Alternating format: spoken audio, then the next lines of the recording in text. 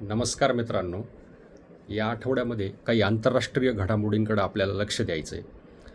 त्यामध्ये बऱ्याचशा देशांच्या पॉलिसीज डिक्लेअर होणार आहेत. तर 10 देशांच्या पॉलिसीज सेंट्रल बँकेच्या डिक्लेअर होणार आहेत. तर यामध्ये सगळ्यात महत्त्वाचं, सगळ्यात इम्पॉर्टंट असेल तर बुधवारी होणारी फेडची मीटिंग. अमेरिकन फेडरल रिझर्व्हची कॉमेंट्री आपल्यासाठी अतिशय महत्त्वाची आहे.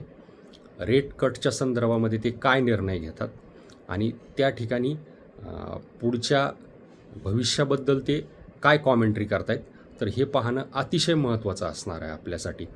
आणि या मार्केटच्या कंडिशनमध्ये आपल्याला गुंतवणुकीच्या नेमक्या काय काय संधी आहेत, तर हे देखील आपल्याला आज डिस्कस करायचं आहे. आपण पाहिलं सप्टेंबरपासून मार्केट सलग पडत आहे, परंतु जर आपण पाहिलं तर गोल्ड आणि सिल्व्हरमध्ये मात्र एक तेजीचा ट्रेंड चालू आहे. गोल्डमध्ये अतिशय चांगले रिटर्न मिळाले आणि सिल्व्हरमध्ये अतिशय चांगले रिटर्न मिळाले. तर गोल्डमध्ये आणि सिल्व्हरमध्ये गुंतवणुकीचे काय काय पर्याय आहेत, तर फिजिकलमध्ये आपण गोल्ड किंवा सिल्व्हर बाय करू शकतो, परंतु सिक्युरिटीचा प्रॉब्लेम आहे. त्याचबरोबर गव्हर्नमेंटने गोल्ड बॉन्ड सिरीज तयार केली होती, सोवरिन गोल्ड बॉन्ड म्हणून. तर त्यामध्ये देखील अतिशय चांगला परतावा मिळालेला आहे. त्याचबरोबर गोल्ड आणि सिल्व्हरचे ETF आपण बाय करू शकतो. मागच्या 2 वर्षामध्ये ज्यांनी त्यामध्ये गुंतवणूक केली त्यांना अतिशय चांगला परतावा मिळालेला आहे. आणि गोल्ड आणि सिल्व्हरच्या प्राइसेस आता सध्या त्यांच्या हायेस्ट लेवलला आहेत. तर मार्केट एका रेंजमध्ये अडकलेलं आहे. या रेंजमध्ये असताना आपल्याला गुंतवणुकीच्या काय काय संधी आहेत, तर यामध्ये आपण असे स्टॉक निवडायचे की ज्यांच्या टॉप लाईन आणि बॉटम लाईनमध्ये ग्रोथ झालेली आहे, ज्यांचा रेव्हेन्यू वाढलेला आहे, ज्यांचं प्रॉफिट वाढलेलं आहे, मात्र त्यांची स्टॉक प्राईस एका रेंजमध्ये अडकलेली आहे किंवा ती जास्त त्यामध्ये मूवमेंट दिसून आलेली नाही. उदाहरण पाहायचं तर बजाज फायनान्स, रेव्हेन्यू वाढला आहे, प्रॉफिट वाढला आहे, मात्र स्टॉक प्राईसमध्ये जास्त काही ग्रोथ झालेली नाही आहे. परंतु मागच्या काही दिवसामध्ये बजाज फायनान्सचा शेअर त्याच्या प्राईसमध्ये मूवमेंट दिसायला लागलेली आहे.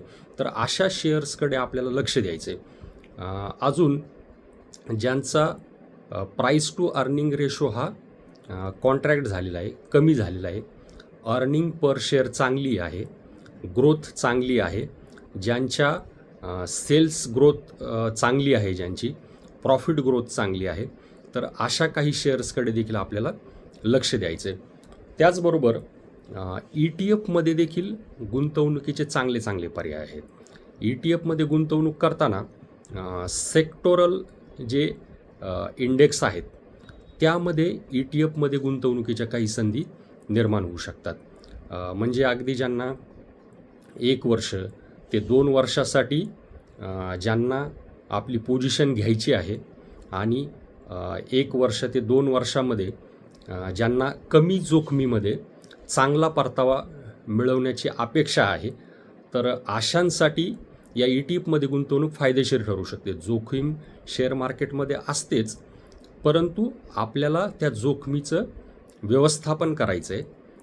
कारण तुम्ही मार्केटमध्ये एंट्री करता म्हणजेच तुम्ही रिस्क घेता आणि या रिस्कचा रिवॉर्ड म्हणूनच आपल्याला शेअर मार्केटमधून कुठल्याही ॲसेट क्लासपेक्षा जास्त परतावा मिळतो.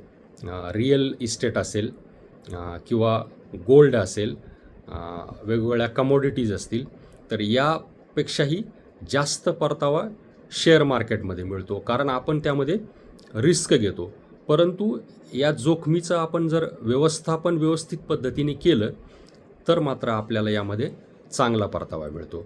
तर यामध्ये सेक्टोरल इंडायसेसमध्ये फिन निफ्टी म्हणजे फायनान्शियल निफ्टी याचा ETF आहे. तर त्या ETFकडे आपण पाहू शकतो. इतक्या मार्केटच्या घसरणीमध्ये तो पडलेला नाही आहे, तर त्याकडे आपण लक्ष देऊ शकतो. आणि RBI जेव्हा रेट कट करेल तेव्हा NBFC सेक्टरमध्ये किंवा बँकिंग सेक्टरमध्ये चांगली ग्रोथ होईल अशी आशा आपण बाळगूया. त्यामुळे या ETF-कडे लक्ष द्यायला काही हरकत नाही. त्याचबरोबर ऑइल अँड गॅसचा एक निफ्टी आहे, ETF आहे, तर त्याकडे देखील लक्ष द्यायला काही आपल्याला हरकत नाही आहे. आणि मेटलचा जो इंडेक्स आहे निफ्टी, तर त्याच्या ETF-कडे देखील आपल्याला लक्ष द्यायला हरकत नाही आहे. तर या मार्केटमध्ये जे मार्केट कन्सॉलिडेशनच्या फेजमध्ये आहे, तर या मार्केटमध्ये आपल्याला कमी जोखीम जिथं असेल तिथं आपल्याला गुंतवणूक करायची आहे. आणि माहिती घेऊन अभ्यास करून आपल्याला आपल्या गुंतवणुकीचे निर्णय घ्यायचे आहेत. आणि शेवटी एकच सांगतो की कुठलंही मार्केट असू द्या, बिअर मार्केट असू द्या, बुल मार्केट असू द्या, कितीही मंदीचं मार्केट असू द्या, कुठेतरी एक बुल मार्केट कायम चालू असतं. आपल्याला ते आयडेंटिफाय करायचं आहे. आणि कितीही घसरण होऊ द्या मार्केटमध्ये, एक गोष्ट मात्र नक्की आहे, मनुष्य असू द्या किंवा निफ्टी असू द्या, शेवटी दोघांनाही जायचं वरतीच आहे. तुर्तास इथेच थांबूया. धन्यवाद.